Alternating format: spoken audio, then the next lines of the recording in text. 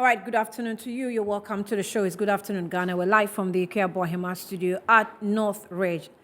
Today, the subject on the table is an interesting one. We're going to have an in-house discussion with young people who've been through school, especially at tertiary level, and how they manage the situation. The KNUST situation seemed to have actually sent people thinking that exactly what happens on campus when we send our children to school. Do they go learning? Or do they go doing businesses? If they go doing businesses, is it good? Is it bad? What are the processes they go through in engaging in businesses? Should we discourage them or encourage them? So it's going to be a full house. We're going to have experiences of people, how they manage the situation during the tertiary education. Let's see how that goes. My name is Annie Ifua Ampofo. Let's take a quick breather. We're actually with a guest in the studio.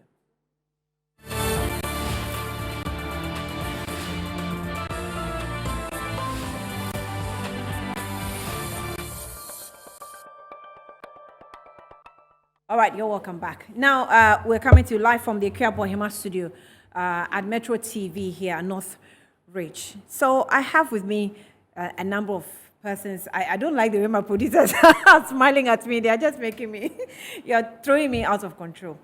So we're going on campus today. We have a number of our guests from different campuses with different experiences. So this morning, I'm a morning person. I have Winston Taki with me. He's a graduate from the University of Ghana. The only university of Ghana. Welcome. Right. So I have another colleague with me, Shadrach Odamiajari, and he is a graduate of the Ghana Institute of Journalism. That as well, the only. What is all this fuss about University of Ghana? What did they do? I mean, where are they coming from? Why compete with hold your horses. GIG? Just hold your horses. Simply hold your horses. So, well, I told you, it's an in-house production. So Esther Ejepon is also a graduate of the University of Cape Coast. And she's also with me. With a very special story. You are not the University of Ghana, so it's University of Cape Coast. University under Christ control. The only. Okay, so we have two guests with us, two outside guests with us. We have Akosia Asabia Sumeni. She'll join us shortly. She's from the graduate from Nelson Mandela University. And then I also have Senyor Chagli. He is practically a politician and a graduate of the Kwame Nkrumah University of Science and Technology, the university that is making all the news today. And also director, Ghana Startups and SMEs Network. It will be interesting to hear from him how their business is going. If this business started during school hours or during school days or whatever it is. So, lady, gentlemen, you're welcome. Thank you. It's a debate this afternoon. You can also join us on social media, Metro TV Ghana. Twitter and Instagram is Metro TV_GH. Let's have fun with what we're going to discuss. So it's about students and what they do on campuses. We have the issue of, yes, using their school fees to invest into other businesses. Those who are using it for betting, your matter are different. Your own, we can't talk now. That one is in fact, let me just set up a disclaimer. Those who are using your school fees for betting, we're not here because of you. We're not going to speak for you. Betting is betting. It's your choice. It's not investment. It's a 50-50 cha-cha. I cannot speak for you. But those who are using their fees to invest in businesses, hoping that they will turn around, use it to still pay the fees and make money from it, we're here for you. Okay? So that's it. That is the, disclaimer I want to put up. I'll start off with Esther. It's a ladies first. So let me start off with you. Okay. You used to sell kelewele when you were in school. I did a couple of businesses. Okay, tell us your story. So anybody who knows University of Cape Coast knows that it's a tough school. It's not hype. The school is tough, the academic structure. So you kind of have to find a way to survive. And for me, It started when I left the hall, so around level 200. You have to look for a hostel, and all the hostels that are closer to campus is very expensive. So you're looking at paying school fees, going for hostels that are expensive. Some of us, our parents are not so much well-to-do. So, we went for hostels that are far away, and looking at the distance from the hostel to campus, you have to pick a taxi all the time. And with University of Cape Coast, you can just end the lecture at 10:30, and then at 11 they are saying there's a quiz. There's a thing with impromptu stuff. So you go back to the hostel, you have to pick a car and come back again. All those stuff. So I realized that, okay, I have to do something to support myself. Not that my parents can take care of me, but I felt like being proactive. So I started first with pancakes in my hostel. I introduced it to the boys in my hostel. They were like, great, we love pancakes. And they were my main, consumers. They were buying. My roommate started spring rolls, added up to it. We were earning, something not too big, but at least it could cater for transportation. And that for me was like a relief. For some time, I'm not calling my parents for petty stuff. And my mom got to know, I informed her, and she was so proud of me. Later on, I went back home. I thought about, okay, I can add clothing. I've always been a clothes person. So I contact my friends at home, okay, if you need these kind of dresses, I read theater arts. Theater arts students are very fashionable. They love to look good. And then we do a lot with costumes. So, okay, I could get this for you. I could get this for you. Okay, I'll send you money. I'll send you more. They love it. And I was like, okay, this is something that could really fetch me. So that was what I was doing for a longer time. As for the food came in because my lecture schedules were changing time to time. So I was mainly selling clothes on campus, and it was a good business. So you had ready market for it? Yeah, I had ready market. So when students needed something like clothing, I started with my department, yes. So you had a little company with your friend who was doing what? Spring rolls. Spring rolls. Yeah. So she read a different program, so she could do the food thing. Okay. Then I could do the clothing thing, and it was good business. It was good business. Is your honestly. friend pursuing that now? Is she still into the food? No. She diverted into human hair business. Okay. How much were you making a week? Okay, a week. So it was secondhand clothing, which most of the students could afford.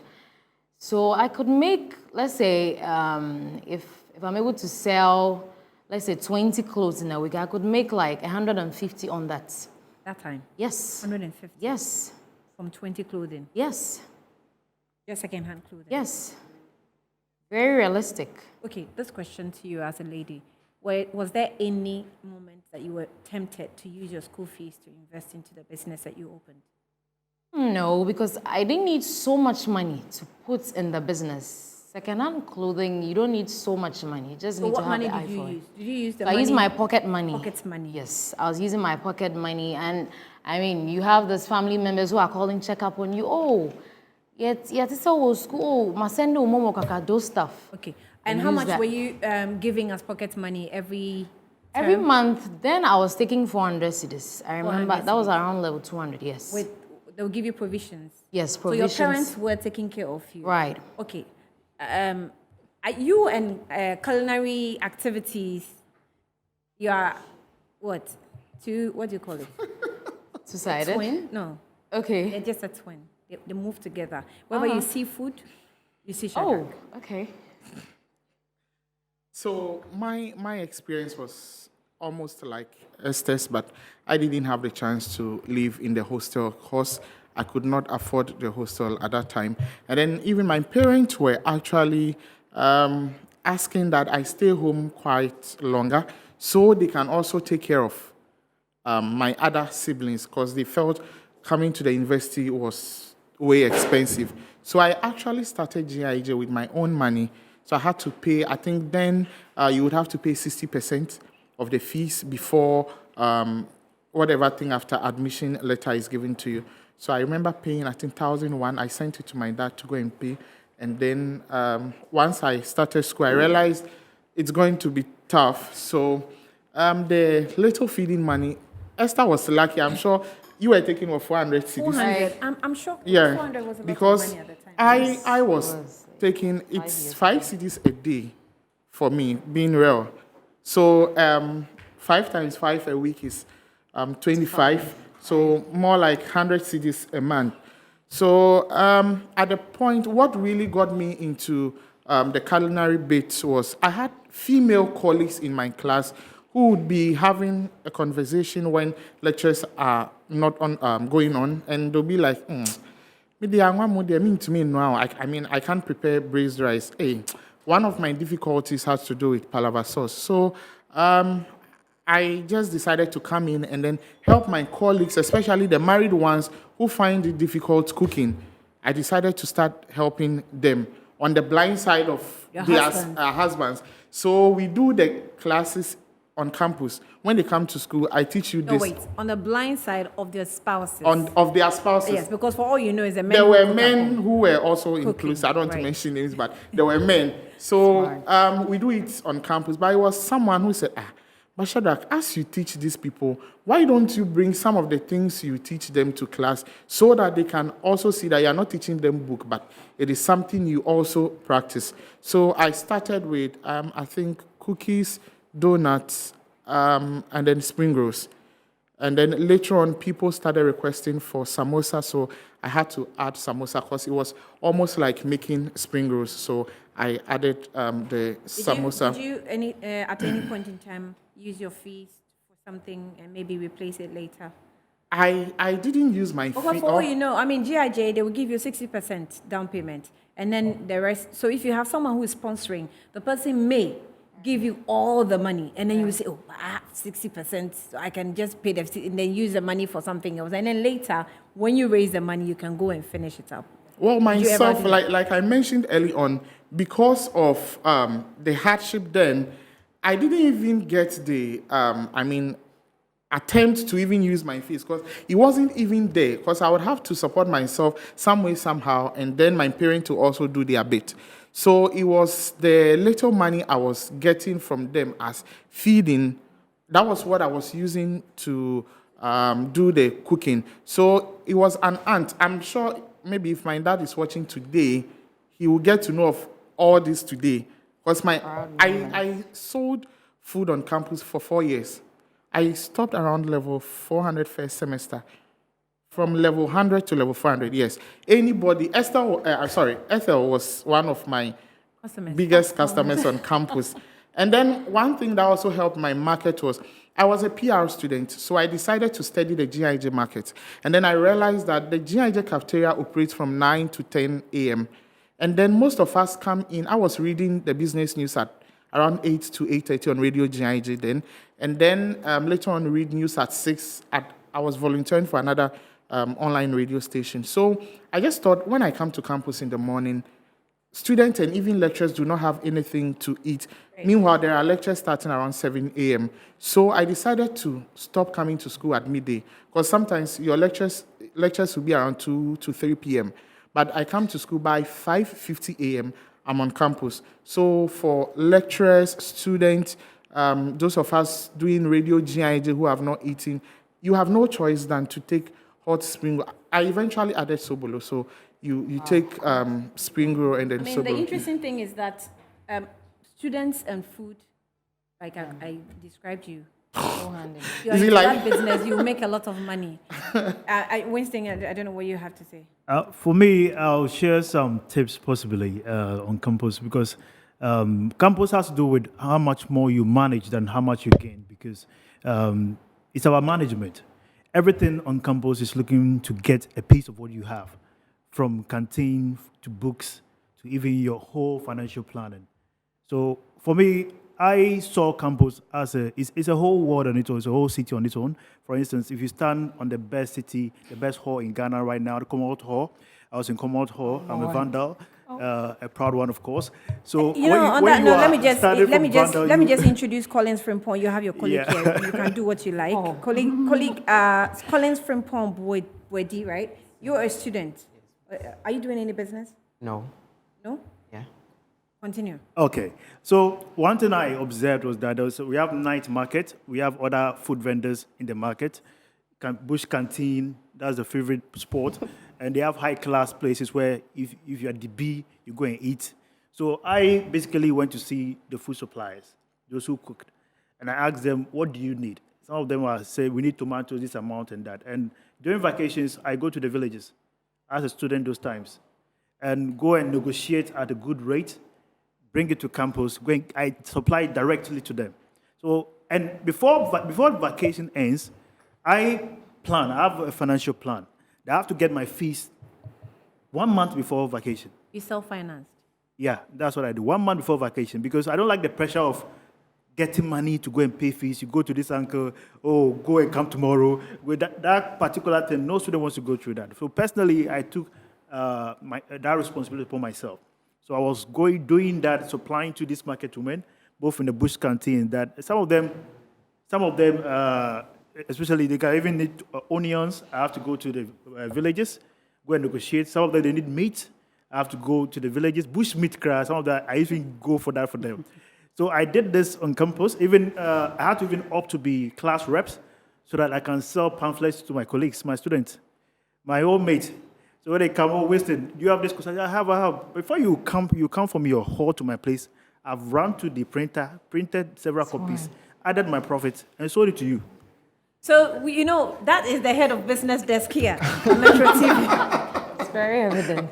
Yeah. I mean, you just explained everything. Right. We get it. We get get where it started from. Okay, let me come to Senor before I come to you. Senor, you are Executive Director for Ghana Startups, SMEs, SMEs Network. Very wrong. He's CEO of Maximum Supplies.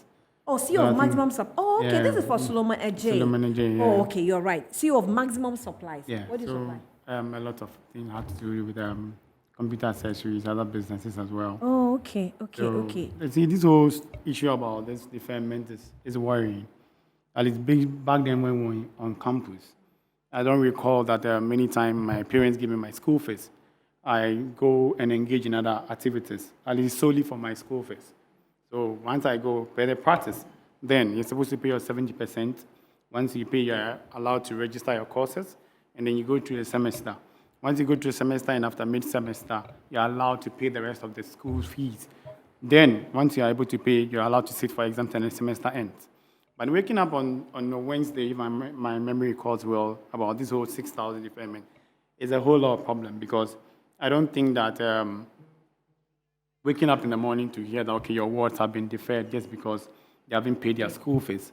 I'm sure every parent should be worried, because if I have to struggle to make money and say, okay, paying your school fee to school to go and study, stay in there, make sure, okay, you're done and come back home, and I get the news that, okay, you've been deferred because you haven't paid your school fees and engage in other activities, I think it's something we all have to discuss about. Were you a DB? Will you describe yourself as a DB when you Not at all. KNUST, right? Yes, not at all. But then I would say that at least we should be disciplined enough as students, because your main purpose No, on I campus... just want to establish your parents were comfortable enough to take care of you. They struggle to pay. But then even if they struggle, as in when they struggle to pay, I ensure that Why whatever... am I doubting that? Whatever the money was given to me was for a particular purpose. So I ensure that, okay, once I get on campus, I pay the required amount I'm supposed to pay, get my courses registered, and I sit for classes. So it's not about the issue about being a DB or coming from a home that is already good. It's about being self-disciplined, knowing the purpose why you are being sent to school to go and study. So Yeah, but I have an argument, or I have a debate, that self-discipline sometimes is easy when you have all things, how did the economists say? All things smooth, everything is, you need this, you have it, you need this, you have it, you want Gary, you get it, you want shito, you have it. And you want to be disciplined. Somebody is stealing someone's shito, not because they just like to steal. It's because things are hard and he is hungry. And sometimes when you get desperate, you just do anything without even thinking about it. I'll come back to you, Collins, right? Yeah, yes. Okay. Concerning this whole issue of deferment is quite sad. For instance, let me use myself as an example. I stay around a Shortman estate where I have to come to University of Ghana every day from Monday to Friday and sometimes on weekends. This Sunday, I have an IO to write on Sunday, 8 a.m. Every month I spend about 350 Ghana cedis on only transportation. Every day 15 cedis on transportation. My canteen and other things have not come. So if my parents have been able to raise about 50% of fees to pay for a particular semester, and just one day I'll wake up and you've been deferred because you are not able to meet a particular percentage that we've all agreed to, it's a sad situation. Because you used your fees? No. Are you? Oh. I have not used my Almost as if fees. you're a victim. You see, although the policy is something that they've all agreed on and students read on, they have to read, and they read. They agreed and they signed, but sometimes we need to look at the situation that we find ourselves. As he was saying, students have to buy pamphlets. So if I'm paying school fees, 1,500 Ghana cedis, for me, my parents, they paid everything flat for me, even before I stepped in school, level 200. This semester, I'm not owing school fees. Somebody could not. They're going to sack the person from school. It's quite sad. We need to look at the situation and the environment that the person finds him or herself. Apart from that, buying pamphlets, other things, what the person is going to eat is even a problem. Okay, go ahead. Sure. So as I was saying, I'm trying to say that even though the students are agreed on, but sometimes you need to look at the environment, the situation, the economic situation, the country as a whole. The policy was there in KNUST, but it wasn't implemented like how they are strictly doing it today. So Alan says that, Alan Beso, your colleague, is watching. He says, I started my company on campus KNUST. One time I used 50% of my fees to buy an order and sold. What order? What were you into? We had a mob grower plan. Okay, so it's called a mob grower plan back then, where you go to the school, pay half, and pay other half before exams. Exactly, The students must be disciplined. Exactly. No matter what you never chop your fees. I paid my fees from second year till I graduated and rented a hostel. No student loan. I would like to come in from the message. We shouldn't paint it like students have used their money for some things. They are students in university currently. When you go to KNUST, you go to University of Ghana. Their parents struggle to raise money for their fees. You get it? It's not like students have used their money for betting, bakery businesses, buying car for boat or something. How many students did that?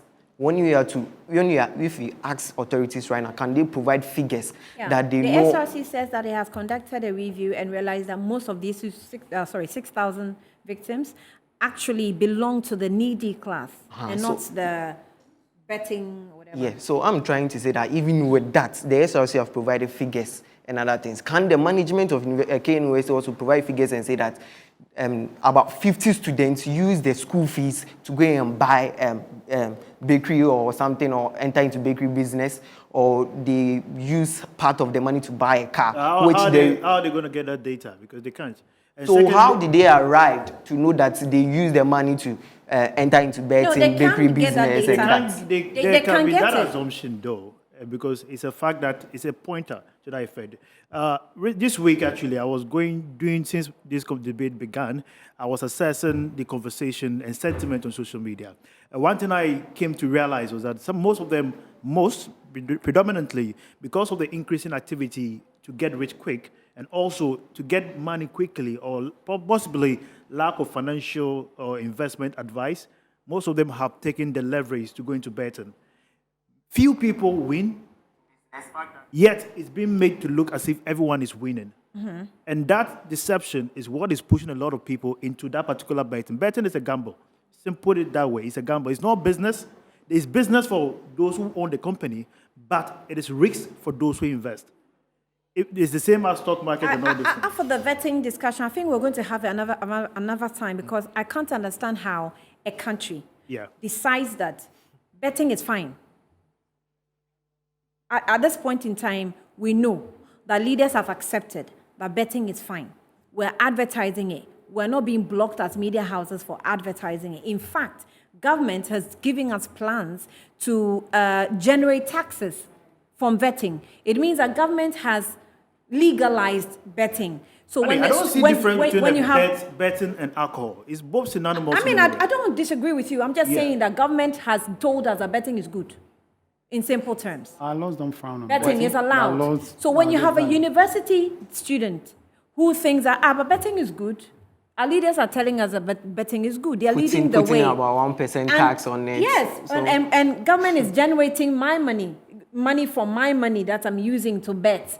And I know that it's a 50-50. Yeah, it's a risk, but it's 50-50. So is the businesses I'm even investing into. And I'm not saying go and chop your fees, please. Yes. So, what's that yeah, going on then? I'm not, it's 50-50. If I put my money in betting 10,000 and I get 20,000, I mean, who wouldn't do it? So if you want to discourage it, you discourage it from the top. Don't let it generate roots. And then we have our students going into it and you say, oh, it's fine. Now you are chastising them for doing it. I'm not saying don't do it, but I'm just saying that government must have a rethink. Let's go on to the phone lines. We have Solomon Ejay, Executive Director for Ghana Startups and SMEs Network. Solomon, thank you for joining us. You're welcome to the discussion. Good afternoon to you. Okay, if you can unmute your mic out, you're not audible, sir. Hi, sorry. Good afternoon to you and, of course, the panelists and every viewer at the moment. Right. So, it's a topic of whether students, it's okay for them to engage in businesses. Some of them are using their money to invest, their fees to invest, hoping to, what do you call it, business? Is it rollover or Yeah, make plowback, profit. make profit, and use it to finance their school's expenses. What do you have to say about that first? Well, first and foremost, let me express my sympathy to those that were affected by that policy. It may sound harsh in a way, but then I'm sure the institution, the institution have got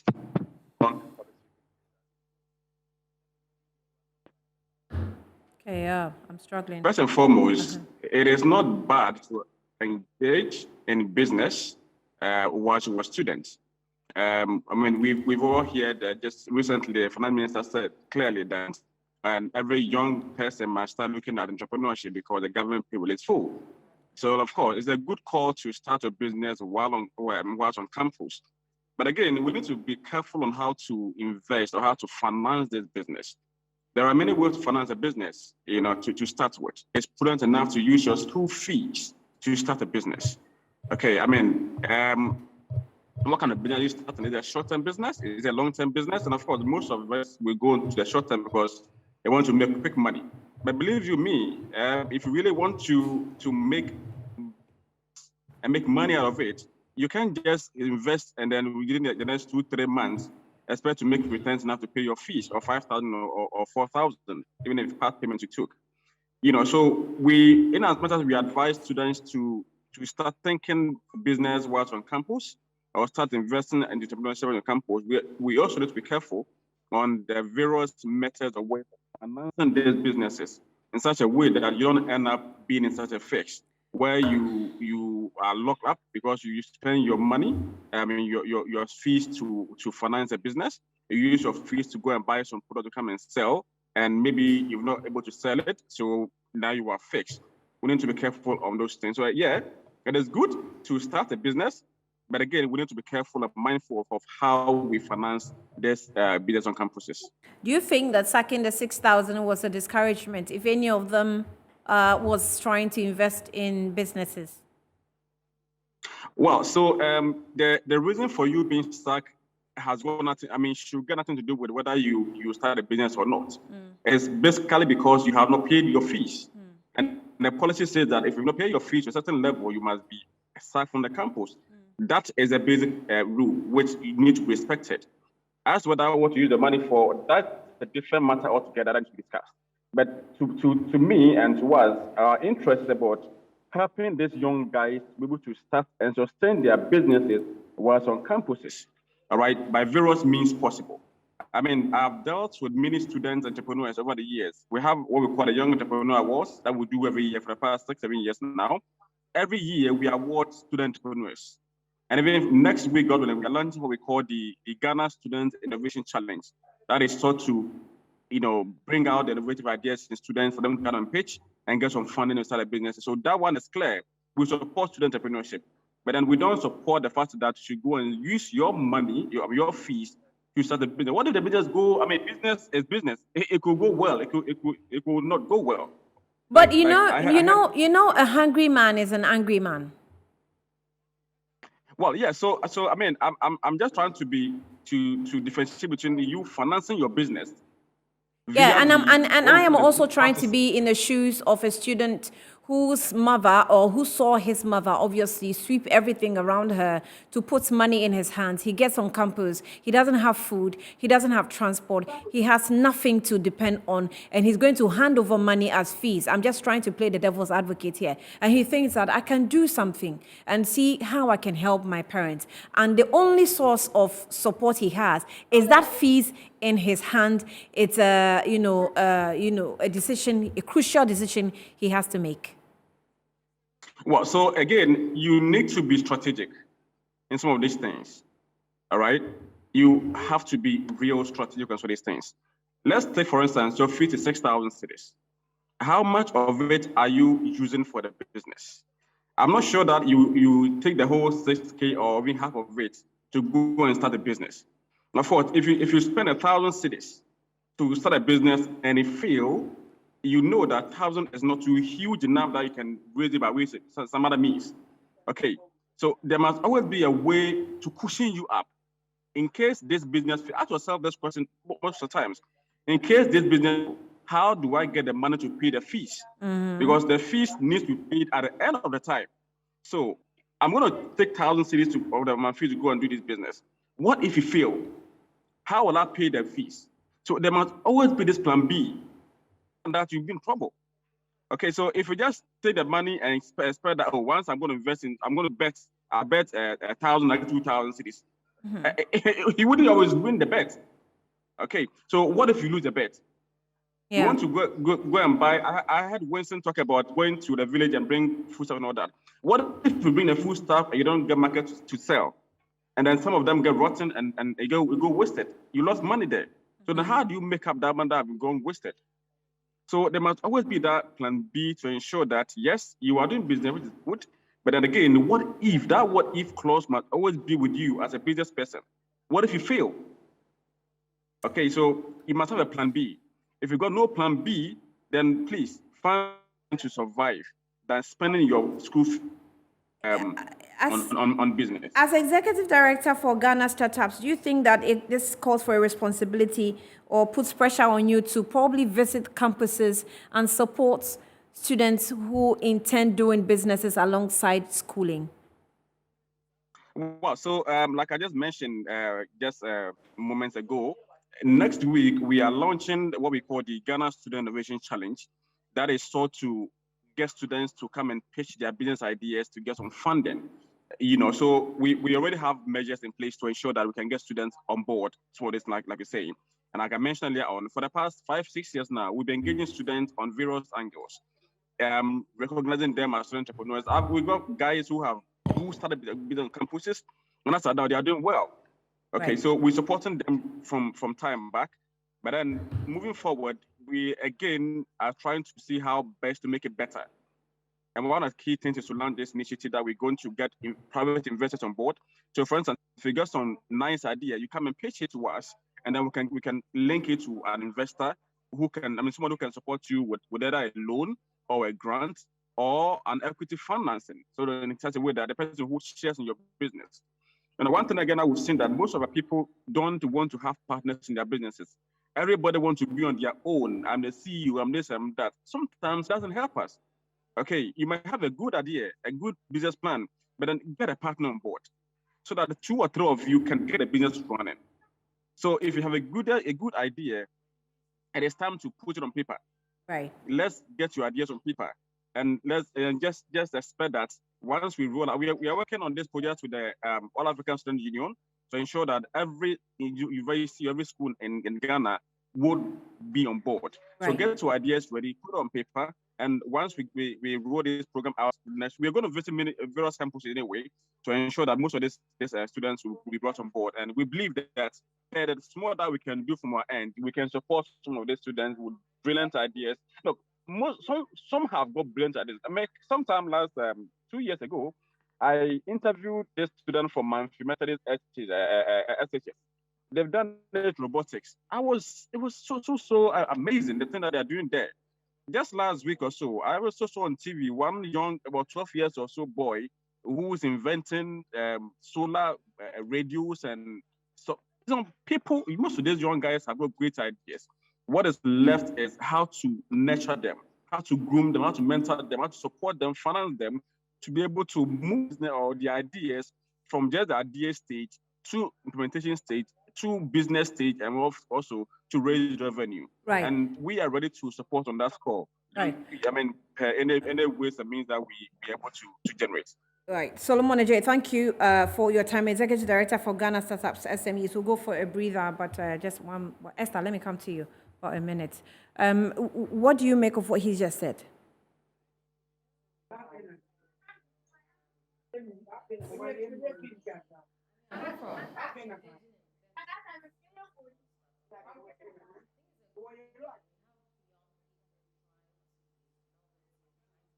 Okay, I'm told that I'm just having a challenge with your mic, so let me come to Shadrach.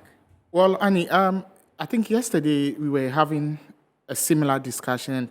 I think Solomon just spoke my mind because I was saying, I was telling you yesterday that look at our education system. You don't expect to put your 2,000 cedis you are supposed to use in paying fees into a business when you know in the next 3 months, first semester is done. You go on maybe a month vacation and then you are back. And then within putting even vacation and then the times you study together, you will not even make a profit of 2,000 cedis looking at the kind of businesses we do on our campuses. So why take the risk of putting your fees into, because if like myself, I had chances where, like I was saying, I was doing it alongside my parents. I could have also used the monies that were being given to me to pay fees to invest into my business. But then what happens, like Solomon said, what if you do not make the profit within the 3 to 4 months you are in school? So I think sometimes, yes, in our quest to make money or do business alongside school, the kind of choices we make should be right. I mean, we don't determine what right is, but we should second guess some of the decisions we make. Because second guessing, I agree with you. That's what Solomon said. Be yeah, strategic. Because I don't think I'm ready to discourage any student who wants to be a business. No, you can do your business, but why would you use that money when you know in 3 months, like Esther said she was making 100 cedis in 150 cedis in a month, but maybe I wasn't. So if Esther is putting her 2,000 cedis in her clothing line and she feels she's going to make an ROI of over 2,000 in the next 3 months, why do I also follow Esther and put because we are colleagues, I put my 2,000 cedis in. But we also seem to forget the fact that this sacking of or deferral You had your of school fees and you had pocket money. Somebody has their school fees, no pocket money. deferral of these 6,000 people stems from the issue of this betting. Because there was a time, I mean, earlier this year, there were reports of students in KNUST they thought they were making mockery of themselves because they were recording their colleagues who would have used 1,000 cedis, 2,000, 3,000 to bet and then make losses within a day. I mean, when I say make losses, I mean everything gone within a day. And they were just making fun of themselves. They were just taking videos and then posting them on social media, and then everyone will laugh about it. But then I'm sure the school authorities were like, the people we were considering are actually using their money for betting. Because like he mentioned, this law has been there since Adam. Yeah. Why was it not being implemented? Why now? Because for want of a better word, you are taking school authorities for a fool. So, I mean, people are actually using their money for businesses, I mean, the right businesses. But why would you? Because me, if I was their PRO, those who did this betting, I mean, you have gone a long time. This is not even the time I'm going to say that. I would have probably done worse than you did. You sack them. A practice that the country has adjudged legal. And see, we keep saying the practice people that has more so been legal, but see the people who are of late, you even see people you think are in all those flashy and luxurious cars I mean, they are well-to-do. They will be here till. Let's streamline. Let's streamline the policy. Let's streamline the policy and tell me when you go to say Jamestown and you find children that are like below ages 10, 9, 15 are supposed to be in school and they are in snooker, whatever game. We call it Sunipete Suninga. We call it You remember Sunipete Suninga? Yeah, so Sunipete Suninga at the end of the time. Because we used to play all those games, but don't use our school to go and play. At all. let's come hey, to the business, facts. but I better hold on. Let me go for a breather. I'll be back shortly.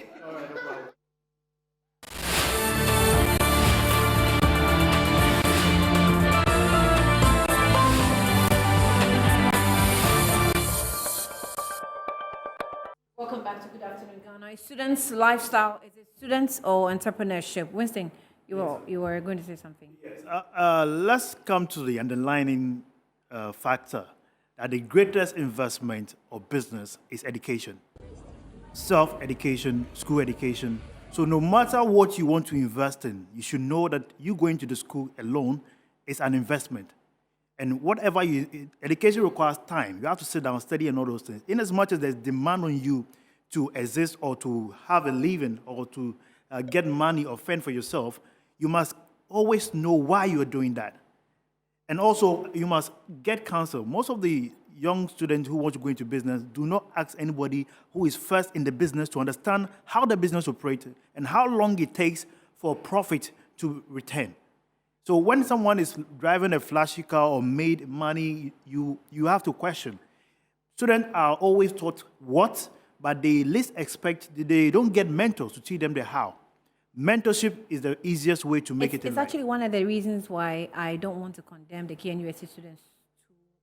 It's not just KNU Because some University. of I them perceive are it's actually a general trying. campaign in all universities I in mean, this some are country. attacking them for personally- using it for bakery. No, we should.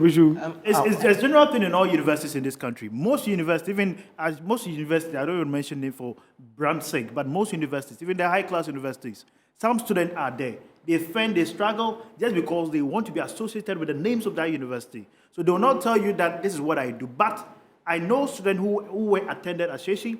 She was selling fridge and stuff, microwave and stuff to her colleague students on campus. Now Was she doing it like Senor was saying? He was selling now laptops. she has a factory where she supplies microwave and stuff from the state, for kitchenware from the state, because she saw that that's what all she was taught in school is how to have a good and proper business plan that could attract investors, that could attract partners. Because these students, what they need now, for instance, we have agencies, National Youth Agency, National Enterprise Agency. All these agencies, all their plans should not just be for them to wait for people to come to them, but they should go to where the need is. And if these students are seen as a potential, this Youth Start program that government intends to roll should all be targeted at students, because that is where they use their minds the most. They have the time.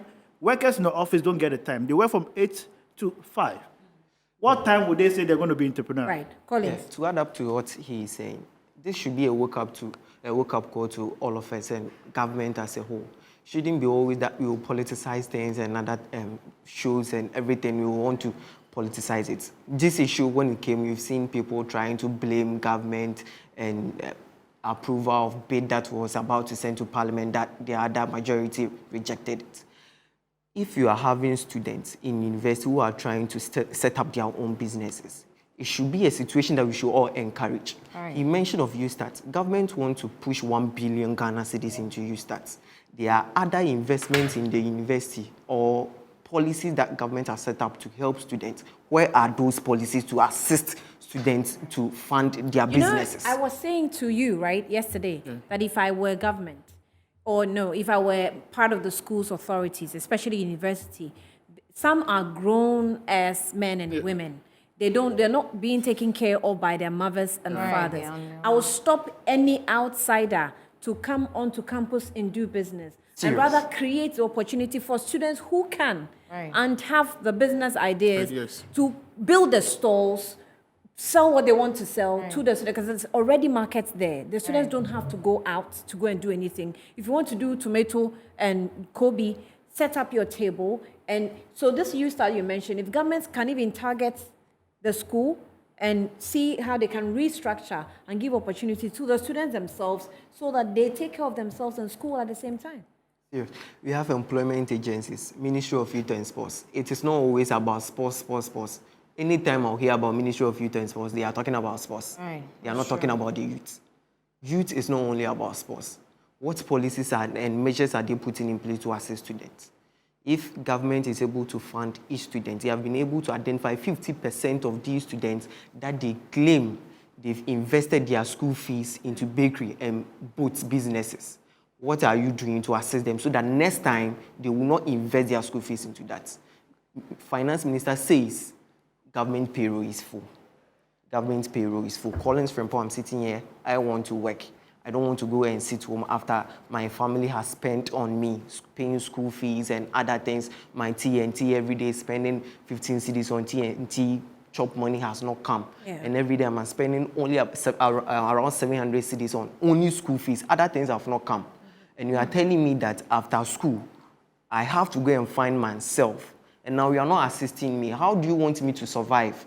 But the school fees that my parents are giving me, I'm going to use our half of it and pay for anything that I will try to do. You get it? So governments should also look at the other side, that the money and policies that they will set aside, they should make sure they have implemented it, and it will not be only for beneficiaries from their party. Like if you are not in TESCON, if you are not in TAME, you will not get benefit from these things. Oh, yeah. That is the fact. That also If plays on campus?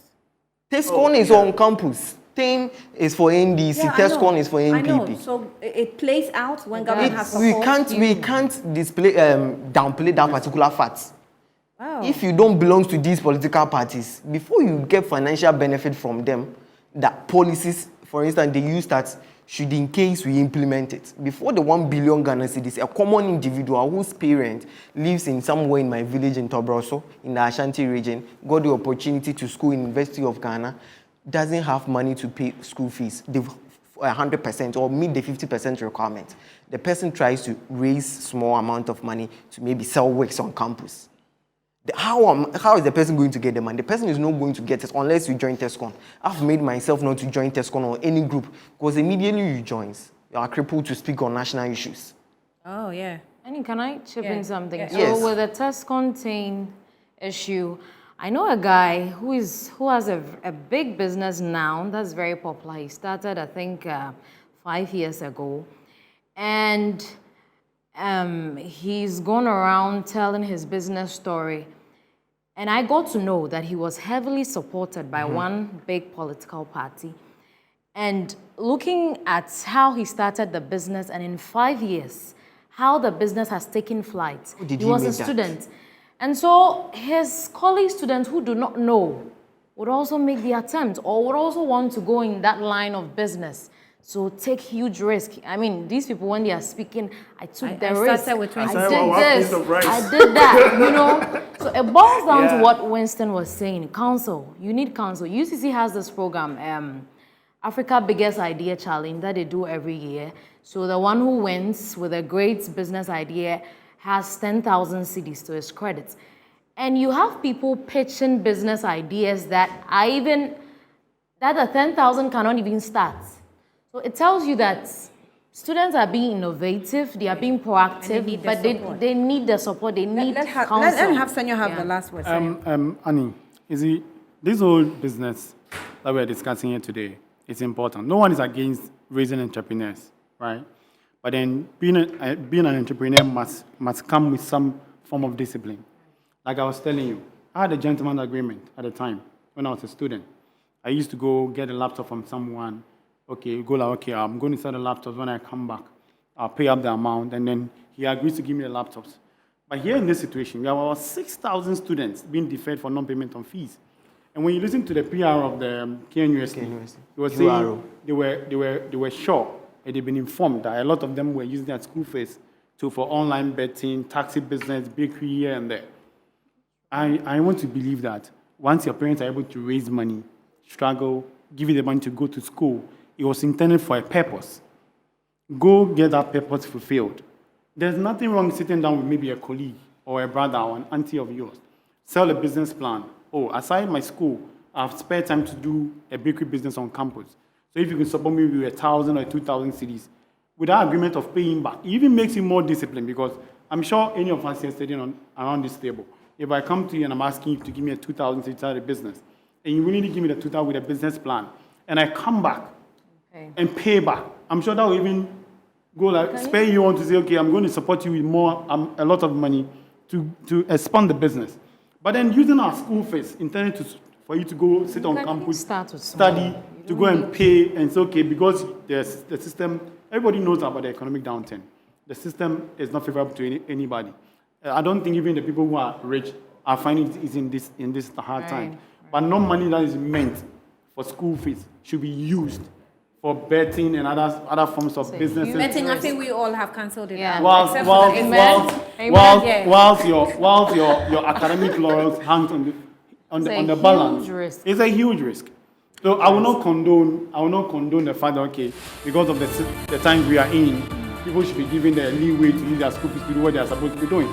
You must be disciplined as a student. Otherwise, we'll be churning out students who wake up in the morning, go to become CEOs, and they give them money to run institutions. Right, let's see if we can do this another time. Senyor Chagli is an entrepreneur, founder of COO of Maximum Supplies, and a member of the NDC as well. Shadrach K. Odami Ajari is a graduate of the Ghana Institute of Journalism. Collins Frimpong Bwedi is a